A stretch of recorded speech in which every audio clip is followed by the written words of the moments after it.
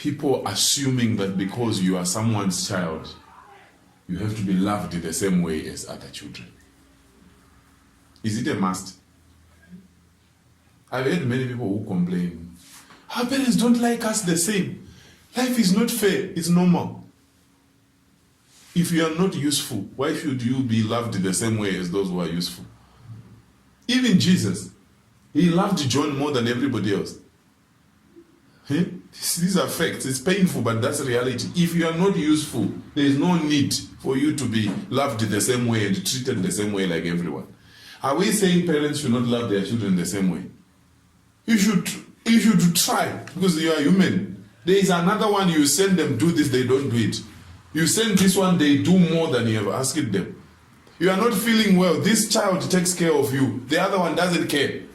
You should love them the same. Who said?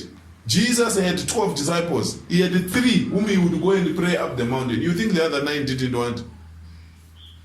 Huh? You think Judas didn't want also to go up the mountain? Judas was not part of those 3, top 3. You think Jesus was a fool?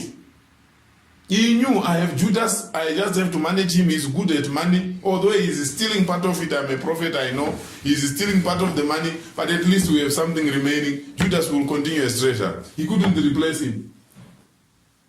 We need to wake up. I'm emphasizing the point that Brother Peace was preaching on when he was saying that if you do not prioritize the kingdom of God, God will not prioritize you.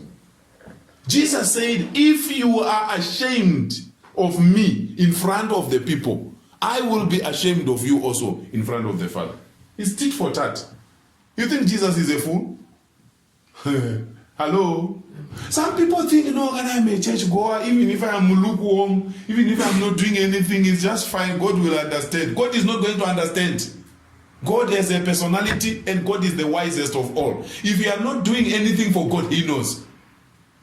If you are doing little and you pretend like you are doing a lot, God knows.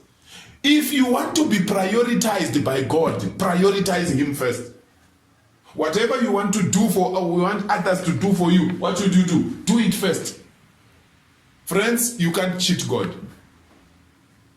Hello? Amen. I mean, people complain. I know sometimes it's very, very unfair, particularly with the parents and their children. I know some children who have been very good. They go all the way. They could even give more than their brother or their sister, but they are not loved. The parent just doesn't like them. I think I've touched on that before. Just keep doing good. Even if you are, as long as you are doing your best, don't worry whether you are the one loved or what. Praise the Lord. But what I'm saying is, you cannot afford to be doing nothing and expect people to love you the same like everybody. All of us are seated here, right? There are people who will call you right now. You see their phone ringing like this, you're like, oh, what could be the issue? Already your heart is gone, you want to help them. Why? Because they have invested in your life. And then there are those who call you when they want help. Only. Those ones you just, that's where you see people are seated like this, the phone is vibrating, and you are discussing nothing that is too important. And people say, no, why don't you answer? You say, I shall answer later. Why? Because it's useless. I have enough problems. This person is calling me. I know when they call, they are bringing more problems for me. I shall answer later. Are you the type that God will stop everything he's doing to minister to you? Huh? Can angels stop every other assignment to come and defend you? Huh? An angel is sent with an answer for you. And immediately there is another one who is prioritizing the kingdom somewhere. I'm just imagining that angel being called. Okay, come back. Go to Mulepulule first. That one we shall see him later. That is if we have time. Why? Because you don't prioritize the things of God. Daniel loved God. He fasted 21 days.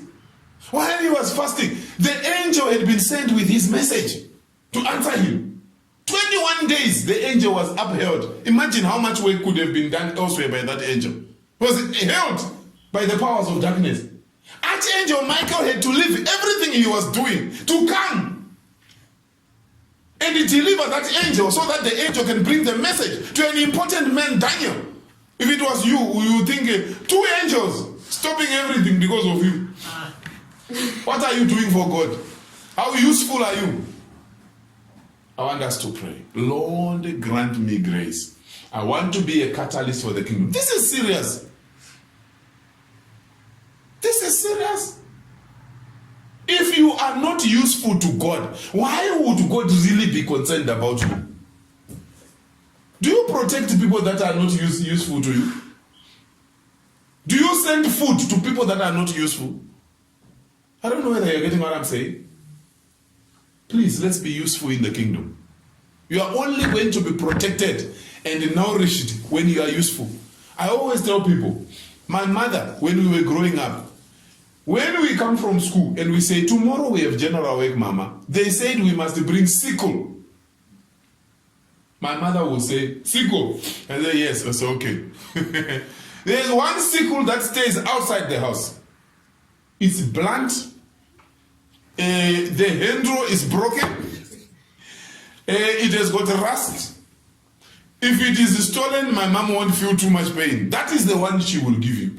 Because she suspects that you, at school, they might steal this thing from you. Because it's not your first time to lose things. I know you.